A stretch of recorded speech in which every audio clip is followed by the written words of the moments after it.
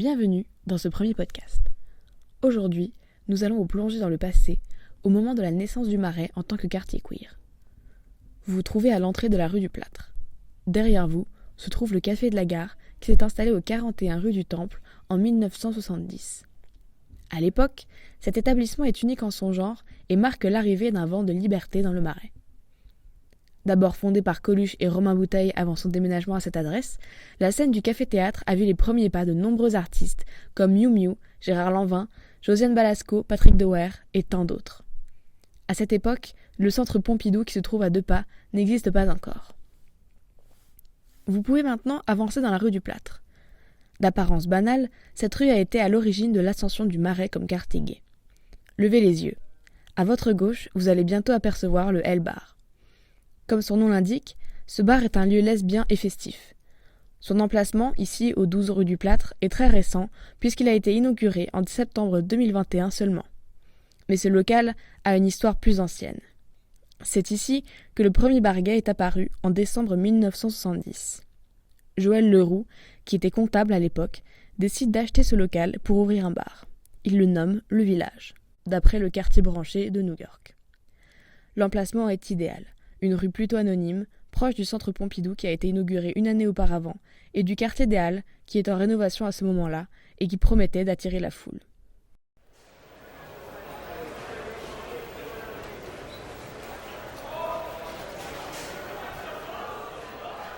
À cette époque, il n'y avait pas de lieux homosexuels ouverts sur le monde. Il existait bel et bien des lieux comme à Saint-Germain-des-Prés ou à Sainte-Anne, mais ces lieux étaient très sélectifs, plus bourgeois, discrets et très fermés sur le monde extérieur. Les militants et militantes des années 70 n'approuvent pas trop ce monde trop chic et trop cher. Le Marais était un quartier très habité, avec une population plutôt âgée et peu d'éclairage public. Mais tout cela a très vite évolué.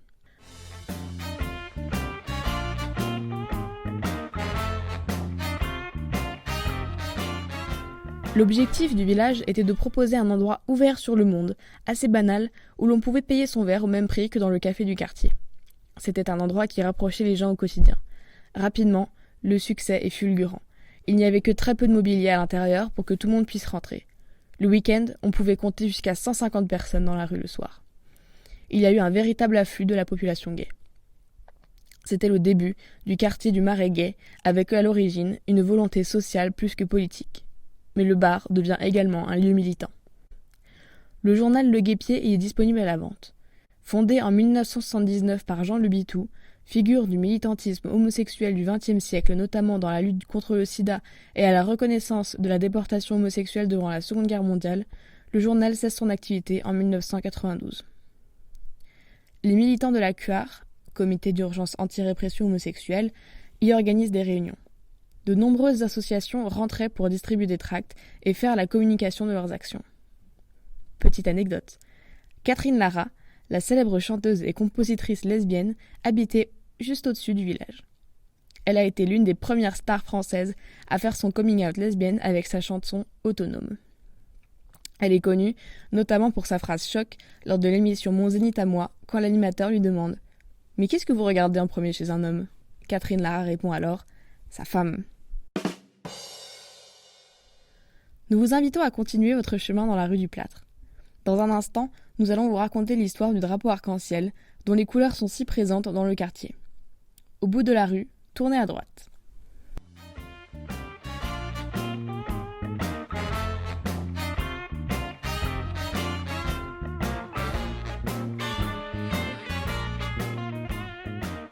Vous allez arriver au croisement entre la rue des Archives et la rue Sainte-Croix de la Bretonnerie, considérée par certaines personnes comme les rues les plus gaies de Paris.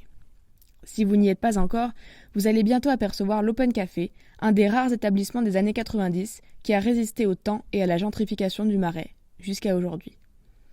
Malheureusement, à l'heure où nous enregistrons ce podcast, cet établissement phare de la rue des Archives va bientôt fermer ses portes.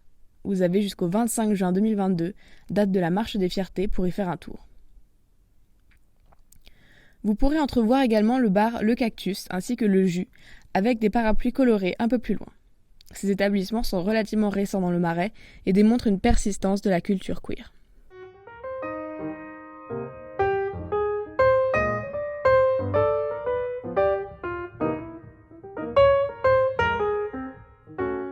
Vous vous trouvez maintenant devant un passage piéton aux couleurs de l'arc-en-ciel, plus précisément du drapeau de la Pride, rue des Archives. Vous remarquerez également la plaque au nom de la rue aux mêmes couleurs. Parlons un petit peu de l'histoire de ce drapeau et de comment il s'est retrouvé ici. Le drapeau arc-en-ciel que l'on reconnaît aujourd'hui comme symbole du mouvement LGBTQI+, a été réalisé par le graphiste et militant américain Gilbert Baker pour la Gay and Lesbian Freedom Day Parade de San Francisco le 25 juin 1978. Le premier drapeau possédait 8 bandes horizontales aux couleurs différentes, chaque couleur ayant sa propre signification. Le rose représente la sexualité, le rouge la vie et la guérison, le orange la santé et la fierté, le jaune la lumière du soleil, le vert la nature, le turquoise la magie ou l'art, le bleu la sérénité ou l'harmonie, et enfin le violet représente l'esprit. L'origine du drapeau n'est pas claire. Plusieurs hypothèses existent. Le graphiste pourrait s'être inspiré de la chanson Over the Rainbow dans le film Le Magicien d'Oz. Ou alors, il a simplement pu souhaiter représenter la diversité des orientations sexuelles par la diversité des couleurs. Lors d'une marche organisée en novembre 1978 pour protester contre l'assassinat de Harvey Milk, qui était le premier élu ouvertement gay de San Francisco, la production du drapeau se fait avec 7 bandes car le rose n'est pas disponible industriellement. Gilbert Baker, le créateur, décide par la suite de supprimer le turquoise et ainsi garder un nombre pair de couleurs. Le drapeau compte désormais 6 bandes horizontales et devient définitif. Aujourd'hui, le drapeau arc-en-ciel a une renommée mondiale et est largement utilisé par les mouvements LGBTQI+, mais également par les commerces à destination d'un public LGBTQI+, comme vous pouvez l'observer en vous baladant dans le Marais. Les passages piétons arc-en-ciel que vous voyez aujourd'hui ont été mis en place par la mairie de Paris en 2018 à l'occasion de la Quinzaine des Fiertés, événement militant et festif organisé chaque année au mois de juin et clôturé par la Pride, aussi appelée la Marche des Fiertés. Ces passages piétons ont fait l'objet de débats, mais aussi de dégradations homophobes dès leur installation en 2018. On pouvait y lire « LGBT hors de France ». Le retrait des passages piétons a même été demandé par certains opposants auprès du tribunal administratif. Ils n'ont pourtant pas obtenu gain de cause et les passages piétons sont désormais là pour rester. Nous allons maintenant continuer la visite en tournant à gauche sur la rue Sainte-Croix de la Bretonnerie. Il n'y a pas d'arrêt prévu avant la fin de cette rue, vous pouvez donc déambuler en écoutant et en observant les choses autour de vous.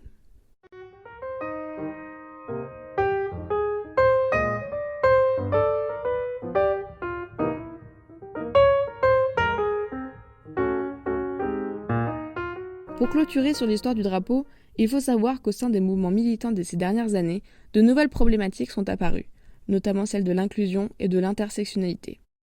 Le concept d'intersectionnalité a été théorisé par l'universitaire féministe afro-américaine Kimberly Williams Crenshaw.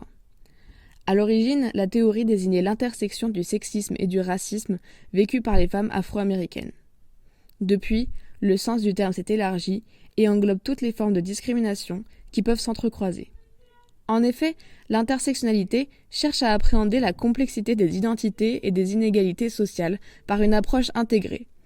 Elle réfute le cloisonnement et la hiérarchisation des grands axes de la différenciation sociale que sont les catégories de sexe, genre, race, classe, ethnicité, âge, handicap et orientation sexuelle.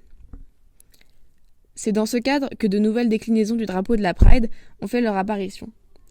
On peut désormais observer par endroits des drapeaux avec 2 bandes additionnelles, une noire et une marron. Une autre déclinaison du drapeau est celle des 6 bandes originelles ainsi qu'un triangle sur le côté gauche avec les couleurs noir, marron, mais également rose clair et bleu clair, qui représentent les couleurs du drapeau de la communauté transgenre.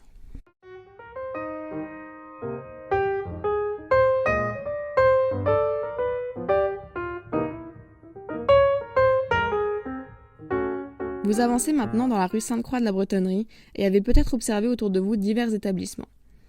Il y a notamment sur votre droite le Point-Virgule.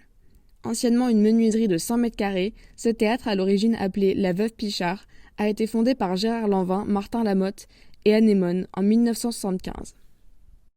En 1978, c'est Christian Varigny qui reprend les rênes de l'établissement, qui devient ainsi le Point-Virgule.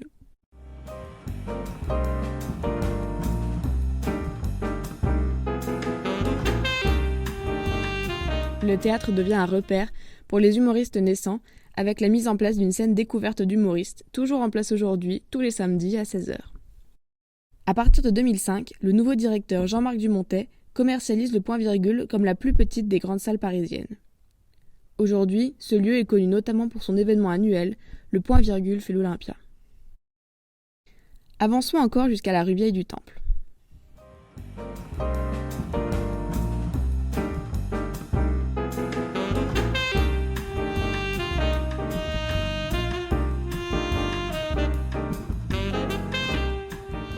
Maintenant à une intersection historique pour le quartier queer.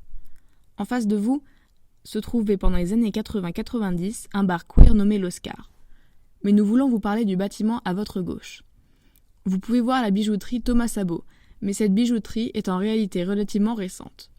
En effet, les murs de cet édifice abritent une autre histoire, celle du bar de l'hôtel Central.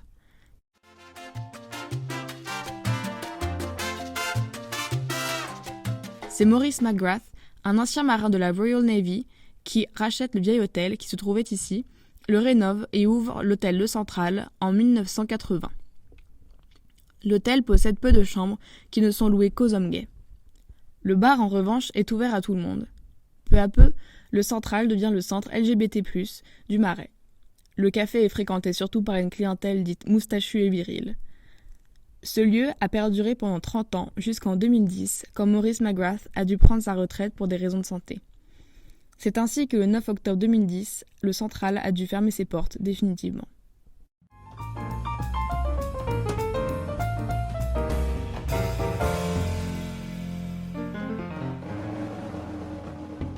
Vous arrivez à la fin de la première étape de notre itinéraire. Tournez à gauche ici, et vous pourrez nous retrouver à 2 pas, à l'entrée de la rue des Rosiers sur votre droite, pour la prochaine étape sur la cohabitation du quartier juif et du quartier gay. Vous pouvez également choisir d'écouter directement la 3e ou la 4e étape.